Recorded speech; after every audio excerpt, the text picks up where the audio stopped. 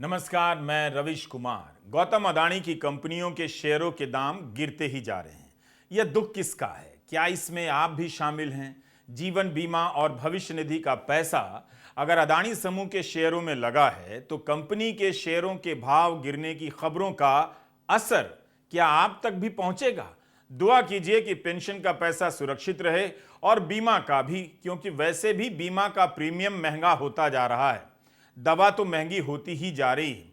यह हालत रही तो अस्पताल देखकर आदमी और बीमार पड़ जाएगा।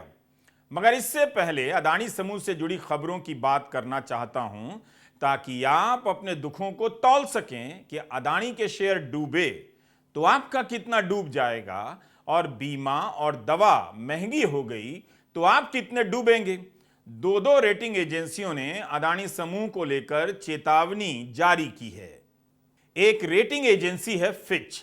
उसने कहा है कि अडानी ट्रांसमिशन और अडानी पोर्ट्स की हालत बहुत खराब है क्योंकि इन दो कंपनियों का गवर्नेंस खराब है। इसके कारण अडानी समूह की दूसरी कंपनियों पर भी असर पड़ सकता है।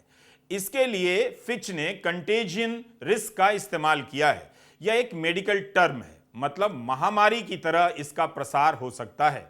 शायद इशारा है कि समूह की एक कंपनी के दाम गिरेंगे तो बाकी के भी गिरने लग जाएंगे।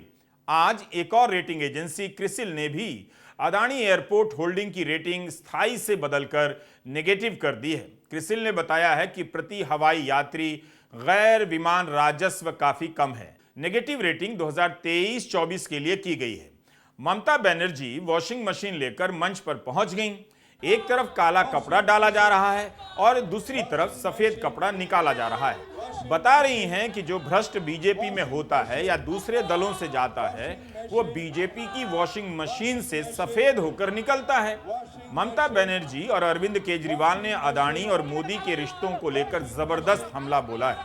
आखिर प्रधानमंत्री मोदी इन हमलों का बिंदुवार जवाब क्यों नहीं देते हैं, जबकि अडानी समूह को लेकर खोजी खबरों का सिलसिला बंद नहीं हो रहा है। कभी केन की रिपोर्ट से हंगामा मचता है तो कभी द मॉर्निंग कॉन्टेक्स्ट की और कभी इंडियन एक्सप्रेस की रिपोर्ट से, मगर सरकार चुप रहती है। अरविंद केजरीवाल ने दिल्ली विधानसभा में आक्रामक तरीके से मोदी अडानी के रिश्तों की बात कह दी। इसी तरह की बात जब राहुल ने लोकसभा में कही तो उनका आरोप है कि कई महत्वपूर्ण हिस्से भाषण से निकाल दिए गए, लेकिन केजरीवाल का यह भाषण विधानसभा की कार्यवाही का हिस्सा बना हुआ है। मैंने कहा फिर मामला क्या है? तो कहता है जी अडानी तो केवल फ्रंट है, अडानी में सारा पैसा मोदी का लगा हुआ है। मैंने कहा ये कैसे हो सकता है? ये नहीं हो सकता। कहते हैं अडानी के अंदर सारा पैसा मोदी जी का लगा हुआ है, अडानी केवल फ्रंट है, अडानी तो केवल मोदी जी का पैसा मैनेज करता है, मैनेजर है। उसको 10%, 15%, 20% इतनी कमीशन मिलती है, बाकी सारा का सारा पैसा मोदी जी का लगा हुआ है। अडानी समूह को लेकर जो आरोप लग रहे हैं उस पर दाएं बाएं से सफाई आने लगी है। प्रधानमंत्री मोदी कह रहे हैं कि विपक्ष जांच एजेंसियों पर आरोप लगा रहा है क्योंकि उनका भ्रष्टाचार पकड़ा जा रहा है। यह बात मोटी मोटी हेडलाइन के रूप में छापी जा रही है, लेकिन प्रधानमंत्री से कौन पूछे या उन्होंने क्यों नहीं कहा कि जब बीजेपी पर आरोप लगता है, विपक्ष के भ्रष्ट नेता उनकी पार्टी में आ जाते हैं तो जांच क्यों नहीं होती है। कम से कम अडानी समूह पर लगे आरोपों के केस में विपक्ष ने उसी ईडी पर विश्वास जताया है। कई सांसद ईडी के दफ्तर गए हैं और आवेदन दिया है कि अडानी समूह पर लगे आरोपों की जांच की जाए। आज भारत का सामर्थ्य अगर फिर बुलंदी की तरफ जा रहा है तो इसके पीछे हमारी एक मजबूत नींव है। ये नींव हमारी संवैधानिक संस्थाओं की है, हमारे कॉन्स्टिट्यूशनल इंस्टीट्यूशंस की है। इसलिए आज भारत को रोकने के लिए हमारी इस नींव पर चोट की जा रही है, संवैधानिक संस्थाओं पर प्रहार किया जा रहा है, उन्हें बदनाम करने का अभियान छेड़ा जा रहा है। उनकी क्रेडिबिलिटी, उनकी विश्वसनीयता खत्म करने की साजिश की जा रही है। जो लोग भ्रष्टाचार में लिप्त हैं उन पर जब एजेंसियां कार्रवाई करती हैं तो एजेंसियों पर हमला किया जाता है। जब कोर्ट कोई फैसला सुनाता है तो कोर्ट पर सवाल उठाए जाते हैं, न्यायिक प्रणाली पर हमले होते हैं। आप सब देख रहे हैं, कुछ दलों ने मिलकर भ्रष्टाचारी बचाओ अभियान छेड़ा हुआ है।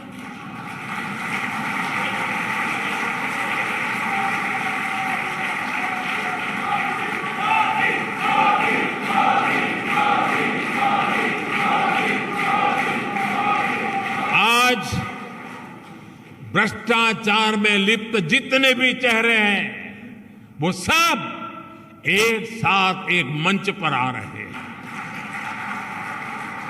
पूरा देश ये देख रहा है, देश समझ रहा है। इतनी रिपोर्ट आ गई, किसी का भी सरकार ने संज्ञान नहीं लिया और जांच के आदेश नहीं दिए। यही आरोप विपक्ष के किसी नेता या उनकी कंपनी पर लगते तब भी क्या ईडी इसी तरह चुप रहती? अब तो हालत यह हो गई है कि दुनिया के एकमात्र विश्वगुरु लेवल के देश भारत से भाग चुके ललित मोदी जी भी कह रहे हैं कि वे राहुल गांधी पर लंदन में मुकदमा कर देंगे। वक्त आ गया है कि ललित मोदी जी को ओबीसी के साथ साथ सबसे ईमानदार भी घोषित कर दिया जाए और इनकी पूजा शुरू कर दी जाए। जो आदमी भारत के कानून में यकीन नहीं रखता वो कह रहा है कि लंदन में मुकदमा कर देंगे। रोना आए भी तो मत रोइएगा। ललित मोदी जी को संक्षेप में मोदी जी ही कहा कीजिएगा, वरना लंदन से पहले भारत में मुकदमा हो जाएगा। इस सवाल का भी जवाब दीजिए कि सेबी की चेयरपर्सन माधवीपुरी बुच ने अदानी समूह को लेकर पूछे गए सवालों के जवाब क्यों नहीं दिए? 24 जनवरी को हिंडनबर्ग की रिपोर्ट आई थी। अब इनका कहना है कि मामला न्यायालय के अधीन है। क्या सुप्रीम कोर्ट ने सेबी को अपनी जांच करने से रोका है? एक प्रेस कॉन्फ्रेंस में उन्होंने कहा कि उनके पास जो भी तथ्य हैं सुप्रीम कोर्ट के पैनल को सौंप दिया जाएगा। उन्होंने यह भी कहा कि सेबी के पास इसका अधिकार नहीं है कि वो शेयर के मामले में सार्वजनिक रूप से कुछ कहे या सार्वजनिक रूप से अन्य जानकारी दे। फिर सेबी की तरफ से प्रेस कॉन्फ्रेंस क्यों की जाती है? जब प्रेस कॉन्फ्रेंस का अधिकार है तो अदानी से पूछे गए सवालों के जवाब तो दिए ही जा सकते हैं। किसने किस नियम के तहत इन सवालों के जवाब देने से मना किया है? सेबी से परोक्ष रूप से जुड़ी एक और खबर आई। 2011 से 17 के दौरान सेबी प्रमुख रहे यूके सिन्हा अदानी की कंपनी एनडीटीवी के बोर्ड में सदस्य बना दिए गए हैं। कांग्रेस नेता जयराम रमेश ने ट्वीट किया है कि जब सेबी एनडीटीवी की जांच कर रही हो तब ऐसे में सेबी के पूर्व निदेशक एनडीटीवी के बोर्ड में शामिल किए जाते हैं। भले ही 6 साल पहले वे सेबी छोड़ चुके हैं, मगर इससे क्या संदेश जाता है, क्या धारणा बनती है? आम आदमी पार्टी के सांसद संजय सिंह ने ट्वीट किया है कि सीबीआई ईडी का इस्तेमाल करके क्या क्या कब्जा करोगे मोदी जी? क्विंट पर छापा अदानी ने खरीदा, एनडीटीवी पर छापा अदानी ने खरीदा, जीवीके पर छापा एयरपोर्ट अदानी ने खरीदा, नवयोगा पर छापा कृष्णापट्टनम पोर्ट अदानी ने खरीदा, अंबुजा एसीसी पर छापा अदानी ने खरीदा। मोदी का नारा है, ये देश नहीं बचने दूंगा। ईडी और सीबीआई को इस्तेमाल करके बंदूक यहां रख के लोगों की फैक्ट्रियां छीनी जा रही हैं। 10 अक्टूबर 2018 को कृष्णापट्टनम पोर्ट के ऊपर इनकम टैक्स की रेड हुई और 6 अप्रैल 2020 को 1.5 साल बाद वो पूरा एयरपोर्ट अडानी ने खरीद लिया। उसके यहां बंदूक रख के उसको कहा या तो दे दे और या जेल। तो वो अडानी ने नहीं खरीदा, वो मोदी जी के पास चला गया कृष्णापट्टनम एयरपोर्ट। 10 दिसंबर 2020 को एसीसी और अंबुजा सीमेंट पे रेड हुई और 2 साल बाद 16 अक्टूबर 2022 को दोनों सीमेंट प्लांट मोदी जी के पास चले गए। 2020 जुलाई को मुंबई एयरपोर्ट का मालिक था जीवीके, उसके ऊपर सीबीआई और ईडी की रेड हुई, एफआईआर हुई और 1 महीने बाद मुंबई एयरपोर्ट जो है वो मोदी जी के पास चला गया, अडानी के पास चला गया। तो ईडी और सीबीआई पे रेड कराते हैं, उसको धमकाते हैं फैक्ट्री वाले को, कंपनी वाले को कि या तो जेल जा और या तेरी फैक्ट्री हमको दे दे। तो इस तरह से विपक्ष के नेता आरोप लगा रहे हैं। सुप्रीम कोर्ट ने 6 सदस्यों का एक पैनल बनाया है। रिटायर्ड जज एएम सप्रे की अध्यक्षता में इस पैनल के सदस्य हैं केवी कामत, नंदन नीलेकणी, सोमशेखरन सुंदरन, ओपी भट्ट और जेपी देवदत्त। सुप्रीम कोर्ट ने केंद्र सरकार, वित्तीय वैधानिक निकायों और सेबी प्रमुख को पैनल को सभी प्रकार से सहयोग करने का निर्देश दिया है। कोर्ट ने पैनल को 2 महीने के भीतर अपनी रिपोर्ट जमा करने को कहा है। आपको याद होगा कि जब कोर्ट ने सरकार से नाम मांगा तो बंद लिफाफे में नाम आया था, तब अदालत नाराज हो गई और लिफाफा लेने से मना कर दिया। विपक्ष ने इस कमेटी के नामों को लेकर ऐतराज जताया है और कहा है कि इस मामले की जांच संयुक्त संसदीय दल से ही हो सकती है। गौतम अडानी ने सुप्रीम कोर्ट के फैसले का स्वागत किया था। क्या सुप्रीम कोर्ट ने सरकार के बोलने पर पाबंदी लगाई है कि जांच होने तक इस पर कोई बयान न दिए जाएं? सवाल है कि क्या कमेटी इन सवालों की भी जांच करेगी जो Indian Express, the Ken, Forbes, the Morning Context की रिपोर्ट में उठाए गए हैं। रक्षा उत्पादन से जुड़ी कंपनी में मॉरिशस की शेल कंपनी का पैसा है, वो किसका है? क्या सुप्रीम कोर्ट की कमेटी पता लगा रही है? पता लगाने की तकनीकी क्षमता रखती है? मॉरिशस, सिंगापुर और दुबई की कंपनियों और शेल कंपनियों की भूमिका के बारे में जो खबरें आई हैं, क्या यह कमेटी बिना जांच एजेंसियों की भूमिका या सहयोग के पता लगा सकती है? आखिर एक्सप्रेस की रिपोर्ट पर रक्षा मंत्री ने बयान क्यों नहीं दिया?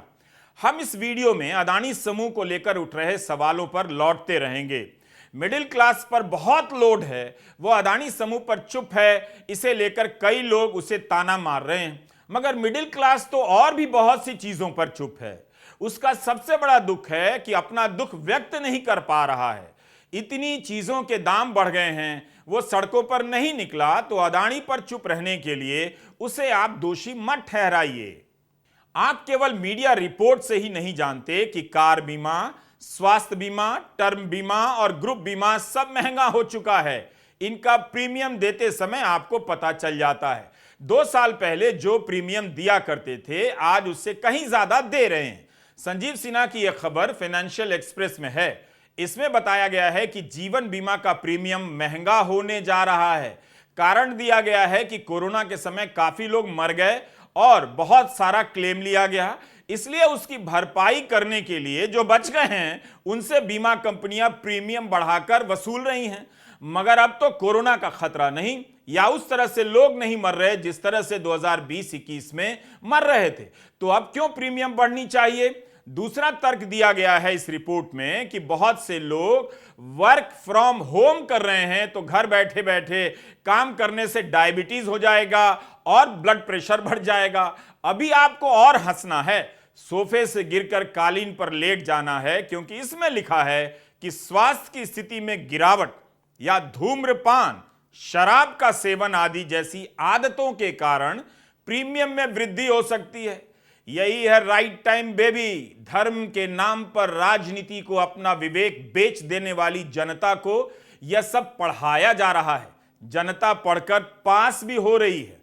वर्क फ्रॉम होम के कारण डायबिटीज की बीमारी हो रही है, वजन बढ़ रहा है, तो बीमा का प्रीमियम बढ़ाया जाएगा। जैसे दफ्तर जाने से, ट्रैफिक में फंसने से और काम के दबाव के कारण हाइपरटेंशन नहीं बढ़ रहा था, बीपी नहीं बढ़ रही थी और वजन नहीं बढ़ रहा था। क्या इस तर्क से बीमा का प्रीमियम बढ़ेगा? तब तो बीमा कंपनी के चेयरमैन को हर दिन स्टूल लगाकर चौराहे पर बैठ जाना चाहिए और जब भी ट्रैफिक जाम लंबा दिखे बीमा का प्रीमियम बढ़ा देना चाहिए। मेरी बात मान लीजिए, बाजार ने भी आपको जान लिया है कि आप धर्म के नशे में हैं। इन सब प्रश्नों को राजनीति की नजर से नहीं देखते, बल्कि धर्म के कारण बर्दाश्त किए जा रहे हैं। मुझे पूरा भरोसा है कि आप इस खबर को भी आत्मसात कर ही लेंगे कि 1 अप्रैल से कई 100 दवाएं महंगी होने जा रही हैं। मीडिया रिपोर्ट में बताया गया है कि 11% तक दवाओं के दाम बढ़ जाएंगे। सरकार कहती है कि प्रधानमंत्री जन औषधि केंद्र में दवाएं सस्ती की गई हैं, मगर प्राइवेट अस्पतालों में जो दवा दी जाती है, क्या वो जन औषधि केंद्र से खरीद कर दी जाती है? बाजार की दवा महंगी होगी तो अस्पताल के बिल भी महंगे होंगे।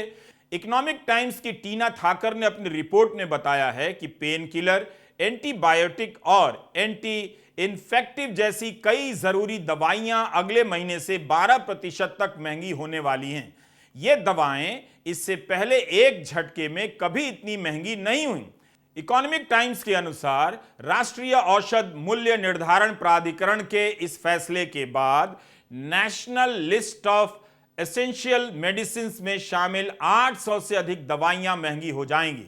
पिछले साल भी एनपीपीए ने होलसेल प्राइस इंडेक्स में बढ़ोतरी के बाद दवाइयों के रेट में 10.7% की वृद्धि को मंजूरी दी थी। All India drugs action network की सह संयोजक मालिनी एसोला का बयान छपा है कि 2013 में डीपीसीओ यानी ड्रग्स प्राइस कंट्रोल ऑर्डर के अस्तित्व में आने के बाद से यह आज तक की सबसे बड़ी वृद्धि है। दूसरी तरफ दवा उद्योग का कहना है कि इनपुट लागत बढ़ती जा रही है। 2 साल में दवा बनाने के लिए जरूरी कई तत्वों के दाम बेतहाशा बढ़े हैं। इंडिया में एसेंशियल दवाइयों मतलब जो सबसे कॉमनली यूज्ड और बेसिक दवाइयां होते हैं जो जैसे diabetes, cancer, infection, heart disease के लिए यूज किए जाते हैं, उन पर प्राइस कैप्स लगे हुए हैं। इसका मतलब है कि उनका जो कीमत है गवर्नमेंट की तरफ से रेगुलेट किया जाता है ताकि ये दवाइयां हमेशा से सस्ती रहें। पिछले साल उनके प्राइस को 10% हाइक मिला था और अब इस साल उस पर एक एडिशनल 12% हाइक हो रहा है। इसका मतलब है कि इस हिसाब से 2 साल को लेकर 23% का इंक्रीज हुआ है। ये पहली बार है जो इतना बड़ा प्राइस हाइक आया है जब से ये ड्रग प्राइस कंट्रोल ऑर्डर 2013 में लागू हुआ था। और मेरा मानना है कि सरकार को इस इशू पर डेफिनेटली इंटरवीन करना चाहिए क्योंकि इससे प्राइस कंट्रोल्स कमजोर होते जा रहे हैं। वैसे ये मैं कहना चाहूंगी कि होलसेल प्राइस इंडेक्स जिसके बेसिस पर ये ऑर्डर लिया जाता है वो फार्मा इंडस्ट्री के लिए सही तरीका नहीं है क्योंकि WPI के अंदर काफी सारे सेक्टर्स कवर होते हैं जो सारे के सारे फार्मा इंडस्ट्री के एक्चुअल कॉस्ट इंक्रीज से रिलेटेड नहीं है। WPI काफी ब्रॉड इंडिकेटर है और इसमें फार्मा सिर्फ एक सेक्टर है। मिडिल क्लास ने साबित कर दिया है कि वह महंगाई के हर हमले का सामना अपनी जेब से करके दिखा देगा। 4 साल पहले जो मिडिल क्लास 495 रुपए में एक सिलेंडर खरीद रहा था वो अब 1250 रुपए में खरीद रहा है। जो मिडिल क्लास 152% की बढ़ोतरी बर्दाश्त कर सकता है एक सिलेंडर में, वह यह भी झेल लेगा कि जरूरी दवाएं 11 से 12% महंगी हो जाएंगी। आप यह तो जानते ही होंगे कि भारत में इलाज इतना महंगा है कि लोग बिक जाते हैं। हर साल इसके कारण करीब 6 करोड़ लोग गरीबी में धकेल दिए जाते हैं। महंगाई अब राजनीतिक मुद्दा नहीं है, धर्म का राजनीति में यह सबसे बड़ा योगदान है, लेकिन दिमाग से नहीं। व्हाट्सएप यूनिवर्सिटी में मीम देखकर लोगों ने सोचना शुरू कर दिया है। यह वीडियो पटना के पेट्रोल पंप का है जहां 1 लीटर पेट्रोल 108 रुपए का है। जयपुर में पेट्रोल का रेट 108 रुपए प्रति लीटर से अधिक है। गंगानगर में तो 113 रुपए 48 पैसे प्रति लीटर है। चेन्नई में पेट्रोल का रेट 102 रुपए प्रति लीटर हो चुका है। मुंबई में 106 रुपए प्रति लीटर है और दिल्ली में 96 रुपए 72 पैसे प्रति लीटर है। अमरावती में 107 रुपए प्रति लीटर पेट्रोल मिल रहा है। पिछले दिनों कांग्रेस ने पूछा कि कच्चे तेल के दाम में 16 रुपए 75 पैसे की गिरावट आई, फिर भी पेट्रोल सस्ता क्यों नहीं किया गया? किसके फायदे के लिए पेट्रोल के दाम कम नहीं किए जा रहे हैं? क्या आपने सोचा है कि इस कारण आपकी बचत का कितना हिस्सा भाप बनकर हर दिन उड़ता चला जा रहा है? 17 फरवरी के डाउन टू अर्थ में इसे इस तरह से समझाया गया है। जनवरी 2021 से लेकर अगस्त 2022 के बीच पेट्रोल और बिजली की कीमतें 57% तक बढ़ी हैं। यह जानकारी रिजर्व बैंक के आंकड़ों से ली गई है। हमारे 4 सवाल है। पहला, देश के उपभोक्ताओं को कच्चे तेल की फॉल में, कच्चे तेल की में जो कीमतों में कमी आई उसका फायदा क्यों नहीं मिलता है? मोदी जी आप देश को बताइए। ये कौन सा मॉडल है आपका कि मीठा मीठा गप गप कड़वा कड़वा थू थू? ये कौन सा मॉडल है कि heads I win tells you lose? मतलब जीत सरकार की होगी, ऊपर जाए तो आप भुगतो, नीचे आए तो मैं रखूंगा। पिछले 305 दिनों में कच्चे तेल की कीमतों में 16 रुपए 75 पैसे प्रति लीटर की कमी हुई है। तो ये 16 रुपए 75 पैसे प्रति लीटर की कमी देशवासियों को पेट्रोल और डीजल की कीमतों में मिलनी थी, उसको मोदी जी आपने क्यों रोक रखी है। तीसरा सवाल कि ये डायनेमिक प्राइसिंग एक ही डायरेक्शन में मूव क्यों करती है, डायनेमिक प्राइसिंग कम क्यों नहीं होती। Whenever there is an increase in the price of the international crude, the dynamic price के तहत कच्चे तेल की कीमतों में वृद्धि के कारण पेट्रोल और डीजल की कीमतें बढ़ जाती है, कमी क्यों नहीं होती है। और चौथा और महत्वपूर्ण, पब्लिक सेक्टर की कंपनियों के अलावा किन किन प्राइवेट सेक्टरों की कंपनियों ने रूस से कच्चा तेल खरीदा, उनका नाम और किस भाव में खरीदा, और पब्लिक सेक्टर कंपनियों को रूस ने किस भाव में बेचा, ये सारी जानकारी देश के सामने रखी है। जो जनता इतना कुछ झेल सकती है वो यह भी झेल लेगी कि सरकार सेवानिवृत्त सैनिकों को 1 रैंक 1 पेंशन की बकाया राशि एक बार में नहीं दे पा रही थी। 2019 में ही यह पैसा मिल जाना चाहिए था। कोर्ट का आदेश आया है, तब जाकर किश्तों में देने के लिए राजी हुई है। सरकार ने बकायदा लोकसभा में बोल दिया है कि कोविड के 18 महीनों का महंगाई भत्ता भी केंद्र सरकार के कर्मचारियों को नहीं दिया जाएगा। लोगों ने इसे भी सहकर दिखा दिया। तो वही लोग इस बात को भी सह लेंगे कि एक भाषण के लिए एक सांसद की सदस्यता रद्द कर दी गई। अदानी समूह को लेकर इतनी रिपोर्ट आ चुकी हैं मगर कोई कार्रवाई नहीं हुई। यह भी तब है जब हिंदी के अखबारों ने अदानी समूह की खबरों पर हाथ तक नहीं लगाया। कि आपने इन अखबारों में इनकी एक खबर देखी है जो अदानी समूह को लेकर हो और इनकी अपनी हो। अंग्रेजी पत्रकारिता से श्रेष्ठता की बात होगी तो हिंदी के नाम पर और संख्या के नाम पर सब दौड़कर चले आएंगे। वैसे अंग्रेजी के भी कई अखबार इस खबर से दूर हैं या चुप हैं या किनारे किनारे छापते हैं। हिंदी और अंग्रेजी के अखबारों के पहले पन्ने पर कब कब आपने अदानी समूह से जुड़ी खबरें देखी थीं, देख रहे हैं। द केन में चार्टर्ड अकाउंटेंट सुदर्शन भंडारी और निमिष माहेश्वरी ने अपनी रिपोर्ट में दिखाया है कि अदानी समूह ने नियामकों के यहां जो रिपोर्ट फाइल की है उससे पता चलता है कि जिन बैंकों के पास अदानी समूह के शेयर गिरवी हैं उन्होंने शेयर नहीं लौटाए हैं, जिससे संकेत मिलता है कि लोन पूरा नहीं चुकाया गया है। अदानी समूह और बैंकों ने स्टॉक एक्सचेंज को भी नहीं बताया है कि लोन चुकाने के बाद कितने शेयर छुड़ा लिए गए हैं। यह खबर काफी बड़ी थी क्योंकि अदानी समूह की तरफ से दावा किया गया था कि लोन चुका दिए गए हैं। केन की रिपोर्ट के बाद अदानी समूह को जवाब देना पड़ा कि उसकी रिपोर्ट निराधार है और शरारतपूर्ण है।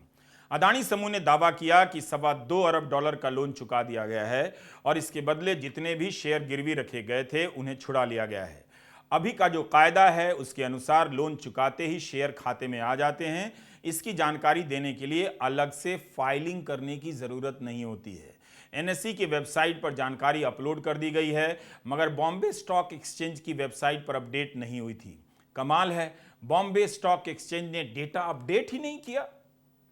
अदानी समूह के जवाब के बाद द केन ने 28 मार्च की अपनी रिपोर्ट में नए सवाल और जवाब जोड़ दिए हैं। रिपोर्ट में कहा गया है कि अदानी समूह का दावा है कि $2.25 अरब का लोन चुका दिया गया है। यह इतना सीधा मामला नहीं लगता। द केन का कहना है कि रिपोर्ट छापने से 24 घंटे पहले अदानी समूह से पूछा गया था मगर जवाब नहीं आया।